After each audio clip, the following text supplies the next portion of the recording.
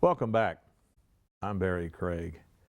Rare is the year when a governor running for re-election is challenged in his own primary.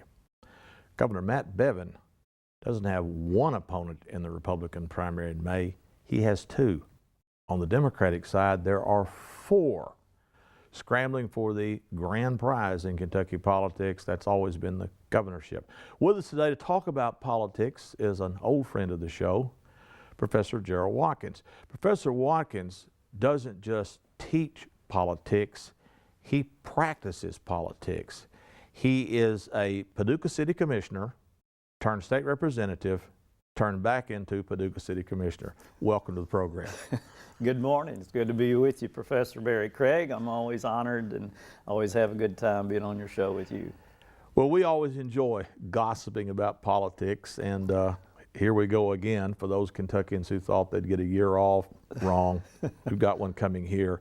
And again, it's true that in Kentucky politics, the grand prize is the governorship, although you and I have agreed many years ago, still agree, that being a U.S. Senator would be more fun. It would be. Every young, ambitious politician in Kentucky wants to be governor. That's the plum.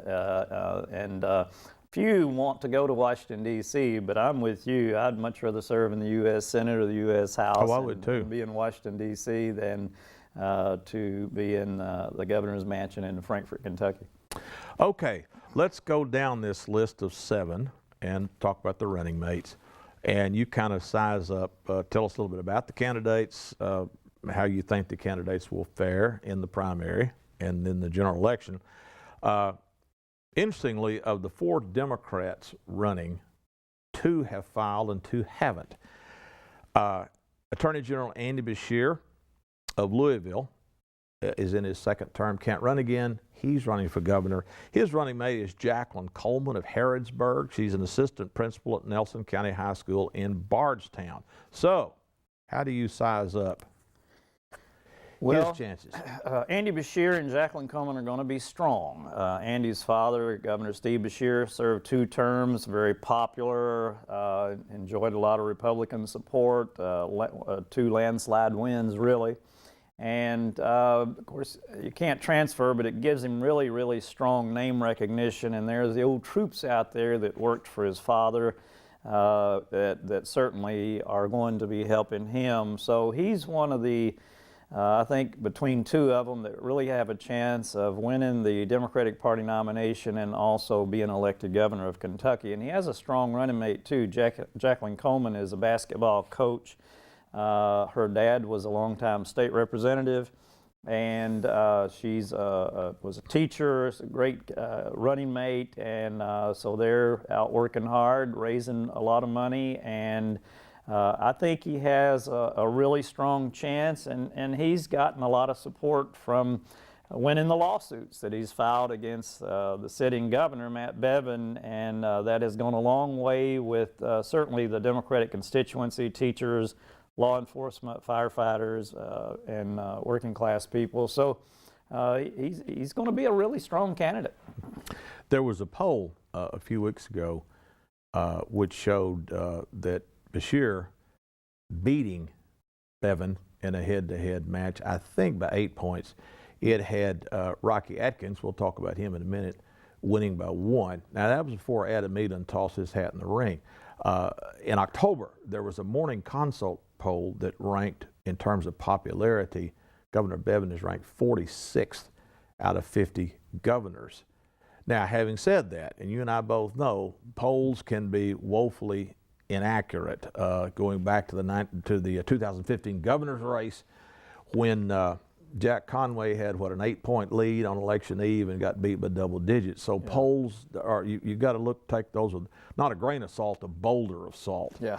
In any event, well, that's a good segue into the other candidate. And by the way, this is Minority Leader Rocky Atkins of Sandy Hook, who you know well, having worked with him in the House. He is actually not filed as of right now, but he obviously will.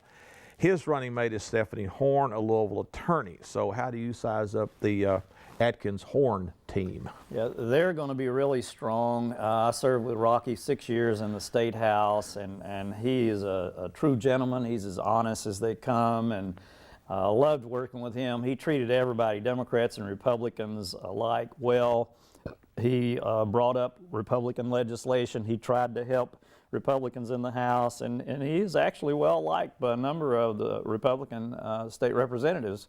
And he's got strong name recognition. He's been in the House for 31 years. He was House Majority Leader. Now he's the House Minority Leader. He's already raised getting close to $700,000. He will file.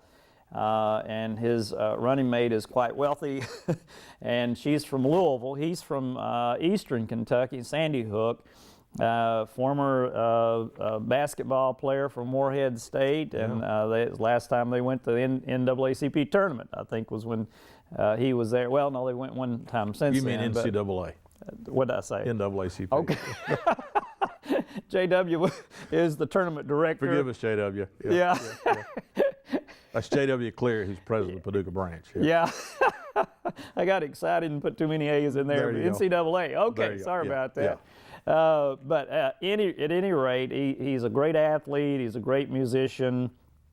And he's very, I didn't know that. He played the guitar and sang, and out on the campaign trail, every time there is a band, particularly a bluegrass or country, he joins in with them, and he's quite talented. He's a very talented individual, and he's just as nice as he can be. He's very popular, probably the best speaker of all the Democrats and Republicans alike running, and but probably.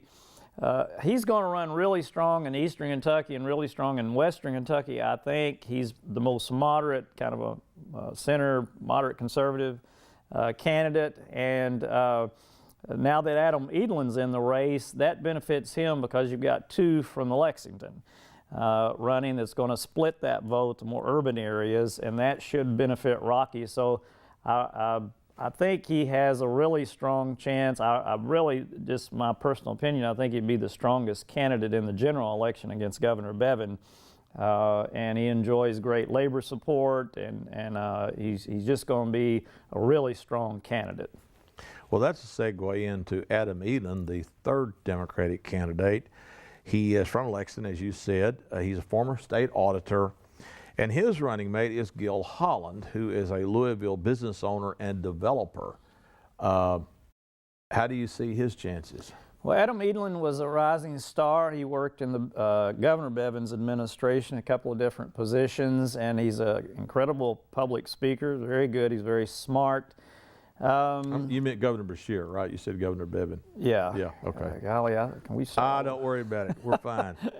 Governor Beshear, sorry about that. That's all right. And he's a very strong candidate, but he was defeated in a year when he was the decided favorite for re-election as 2015, right. Yeah, state auditor. Yep. And was defeated by a relatively unknown Republican state representative, nice guy, but very low name recognition, and a race that Adam should have won. And so I think that makes people a little bit nervous as whether he could really win in the November general election against an incumbent governor. So I would put him in third place right now. I think the nomination is between Andy Beshear and Rocky Atkins. Adam may surprise us, but I would put him in third place at this point.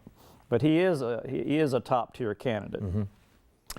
And I suspect you would say that this next fellow who has filed is not a top-tier candidate. His name is Jeff Young of Lexington, a perennial candidate, and his running mate is Josh French of Elizabethtown.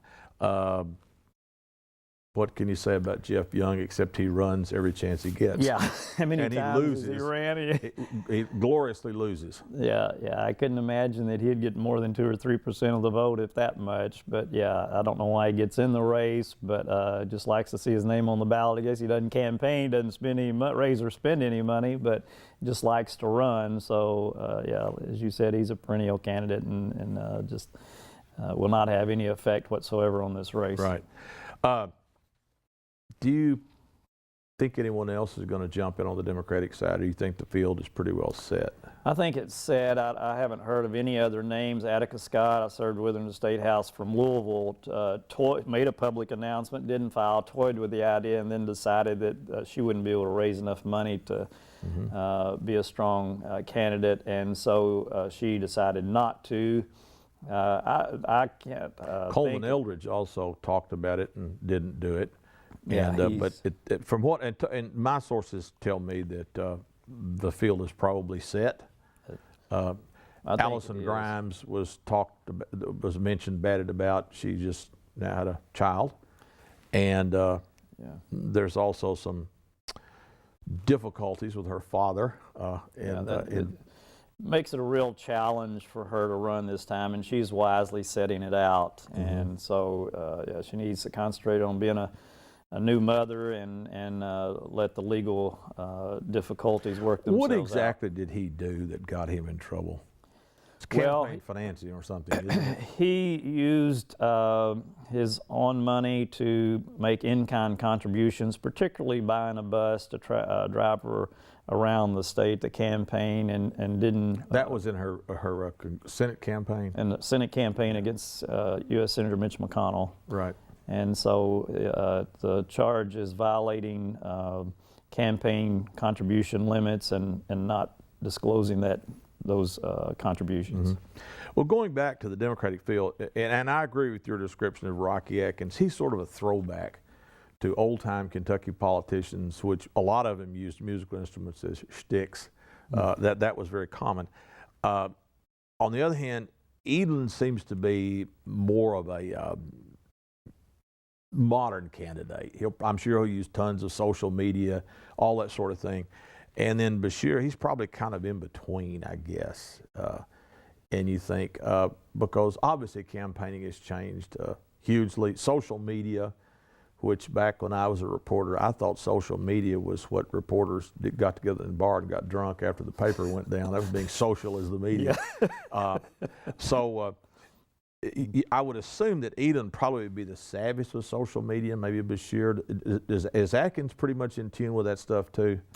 I think you analyzed it very accurately, and yeah, Edlin is probably the more social media savvy candidate, and that's important today. A lot of people get their news and information from social media. They don't read the newspaper as much as they did. They don't watch television or cable news as much as they used to. And that is a major source for a lot of young people's information and news.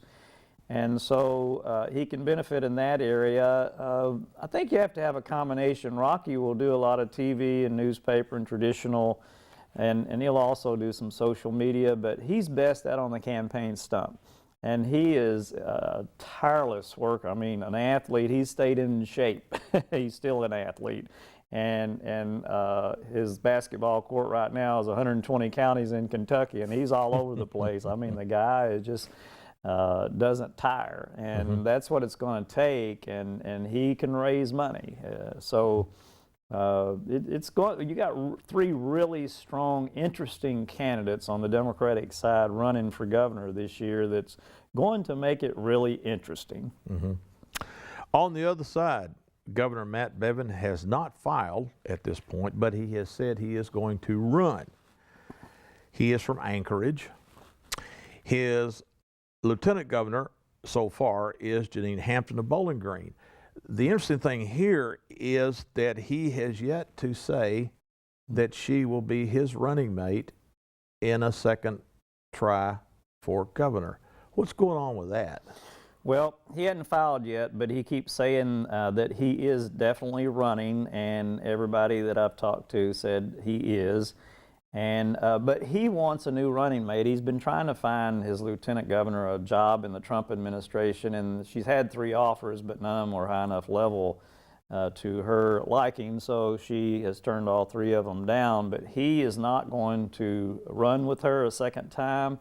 He's looking at and interviewing other candidates already. One, U.S. Ambassador to Canada. There's Senate Majority Whip, I think, is interested, and so He's talking to other candidates. I think that he'll run. I almost know that he'll have a different running mate, but she's not going to go out quietly. She said in an interview the other day that she said, I want to run with the Governor Matt Bevin as his lieutenant governor running mate again. I feel like I've done a great job and I'm just waiting on him. So she probably is not going to get off the ticket quietly. Wow. But it is interesting that he has generated so much opposition. Normally a sitting incumbent governor of either party would not have a serious primary challenge, and even maybe not such a strong serious opposition in the other party, but he has both, and that's a testament to his performance. I mean, he's a very charming individual. He's a great public speaker and most intelligent, but he doesn't handle people very well, and he's got a temper on him, and he's made a lot of people angry, including a lot of people in his own party, and so he's got these challenges. As you mentioned, the fourth lowest rated governor in the entire country out of 50 governors, and I think he had an approval rating of in the 30s%. So if you look at those numbers, and I don't see how it could have improved any, and after he foolishly called a special session to tackle the pension issue without even consulting with leadership of his own party and not having a bill to pass, he just wasted 2 days worth of taxpayer money, about $125,000 or $30,000 of taxpayer money, and got nothing done. And it just made people once again realize that he really is not exhibiting the leadership that we want. So he may very well be his party nominee, but at this point I would say it'd be an uphill struggle for him to get reelected. His competition, and by the way, these two fellows have filed. State Representative Robert Goforth of East Bernstadt in Laurel County. His running mate is Mike Hogan of Louisa, who's the county attorney there in Lawrence County. Is Goforth a credible candidate, you think? Well, I started to say yes, but with these accusations, yeah, they may destroy any momentum that he possibly would have. He is a very successful pharmacist and done quite well for himself financially. He's an excellent public speaker and a very likable person. He's moderate. He voted with the Democrats on a number of bills, right to work, prevailing wage, charter schools. He voted, so he's a moderate with the Democrats. He's a moderate Republican, but there's a number of Republicans in the House and the state that like his positions.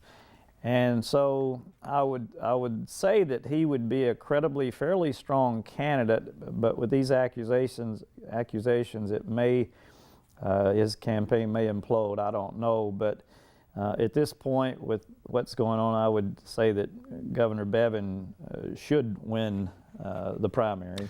Now Goforth has denied accusations of sexual assault that were made in an online petition newspaper interview by a woman with whom he had a relationship a decade ago. So he says it's not true, but these things when they're out there are not good for political futures, to say the least. Absolutely not, because some people are going to believe it, and that's the nature of the political beast. An accusation is the same as guilty when it is not necessarily so. Yeah. The other Republican who's filed is William Woods, who is a business person from Corinth in Grant County in northern Kentucky. His running mate is Justin Miller, a teacher from Florence in Boone County, also northern Kentucky. I've never heard of nor met either one of them, and that doesn't mean they couldn't be a strong candidate, but they haven't been around and they have almost zero name recognition, and I suspect probably not a great bank account for a campaign like this, considering the amount of money. They're going to need to raise $5 to $10 million minimum, to mount a successful race for governor. And so I don't see that campaign going anywhere. Mm-hmm. Now, to run the other list, Attorney General, which is a very important constitutional office, as you know, Representative Whitney Westerfield of Hopkinsville, who lost to Beshear in 2015, he has filed. Then there's also a story that Daniel Cameron of Elizabethtown, who was Mitch McConnell's former legal counsel, rumor has it that McConnell is encouraging him to run. Does he have a problem with Westerfield? Senator Whitney Westerfield is from Hopkinsville, Western Kentucky, and he has made a name for himself in Frankfort. He's Judiciary Committee chairman, got a lot of legislation passed. He works across the aisle. He's teamed up with Democrats to pass some very progressive, particularly criminal justice legislation that this state has needed for a long time, and I think he's done a great job. Very likable person. He ran against Andy Beshear last time for Attorney General and just barely got beat. Mm-hmm.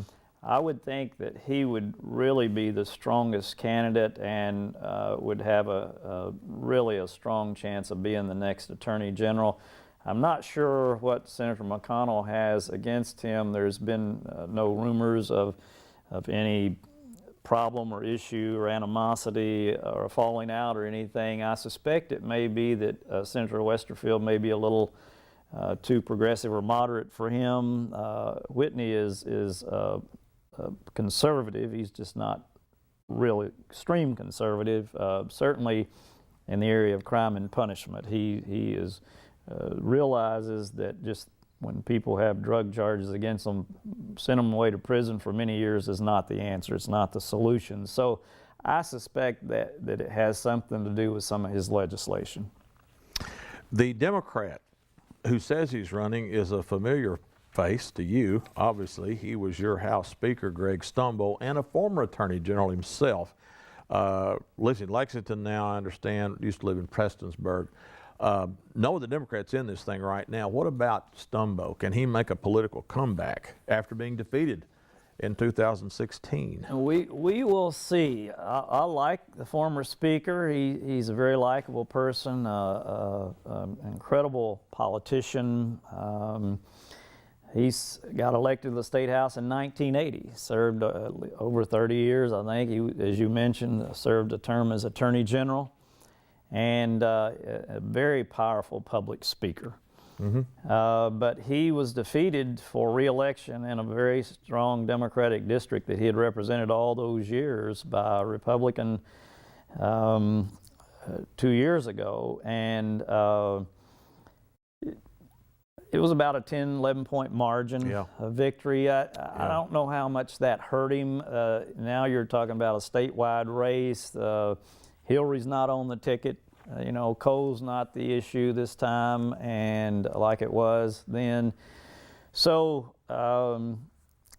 he may very well run and I think he's got about $3 million in the bank to spend. He had toyed with the idea of running for governor and decided to run for Attorney General. So he obviously is going to be a very strong candidate.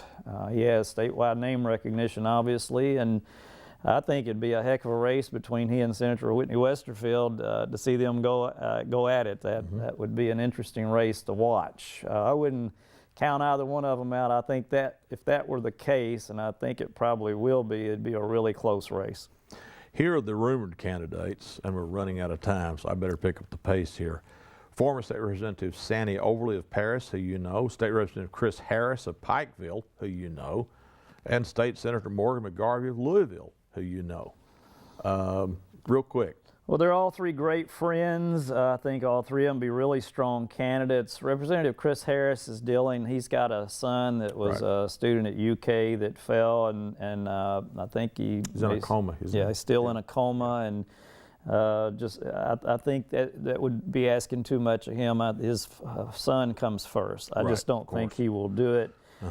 Senator McGarvey was just elected Senate Minority Leader in the Kentucky Senate, and he's very popular, very likable. A lot of Republicans like Morgan McGarvey. He's from Louisville and has good name recognition, can raise some money. And Sandy Overly, she was the first female elected to leadership in the State House, and she was House Majority Caucus Chair. So all three of them would potentially be strong candidates. I don't think Chris Harris will run. Morgan McGarvey would probably be the most likely of the three. But if they do, if they can raise enough money, they would give Greg Stumbo a run for his money and may be looked at by a number of people as a stronger candidate in November. Okay, we're now in the lightning round. 3 minutes to go. State Treasurer Allison Ball, Prestonsburg incumbent, has filed. No Democrat yet. Rumored candidates Coleman Eldridge of Georgetown, former aide to Governor Steve Beshear, and as you said, he mentioned a run for governor. How about that one? In 30 seconds, how do you see that? Allison Ball wins. She's very charismatic and likable and very popular, and one of their strongest candidates the last time around when they won all these races statewide. I would think she would probably win that race. Secretary of State Allison Grimes, of course, is term limited. Democrat who has filed, in fact, all these candidates have filed, is Jason Griffith of Whitesburg. Who's he?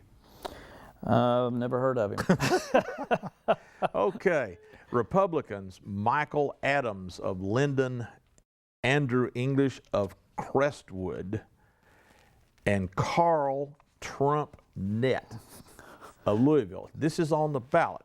Now that's interesting because you may have seen this on a semi-trailer near the interchange of West Kentucky Parkway and I-65 in E-Town. There's a semi-trailer there with Nett for Secretary of State on there. Now that's interesting. You remember in 1983, Ray I'm a Democrat Atkins ran for governor. Didn't do too well. In fact, he only polled 9,445 votes and lost by 214,247 to Martha Lane Collins. So this idea of putting this stuff on, I don't know how that'll work at this point. I don't think that that'll benefit him. It may hurt him. But I'll tell you, I would look at would be Michael Adams of London. He is from Paducah. His parents still live here. His family's from here. Yeah.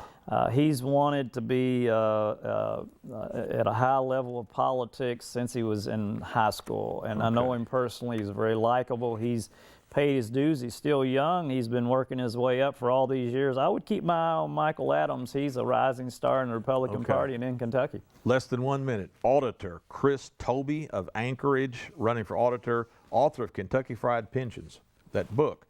Republican Mike Harmon of Danville, the incumbent, who beat Eden in 2015. Who's got the edge there, Harmon or Tobey? It's hard to beat an incumbent. Michael Harmon's worked hard. He is a very likable person, but Tobey is going to spend some money, so that may wind up being a very competitive race. And last, and not least, well, maybe it is least, okay, is Agriculture Commissioner Bill Poliniak of Lexington, the Democrat, Ryan Quarles, Georgetown incumbent. Who's got the edge there? Ryan Quarles will win probably 65–70% of the vote, and keep an eye on him. He is the current rising star in the Republican Party. Give him a few more years, you'll see his name on the ballot for governor of Kentucky, and he is a very likable person. I loved working with him in the State House. He's not highly partisan. He's a good guy, fun to work with, and a rising star. He'll win easily. And that's the last word. Thank you all for joining us. I'm Barry Craig. Please join us next time. My guest today was Gerald Watkins, political sage of Paducah. And we will come back in May and see how much this he got right.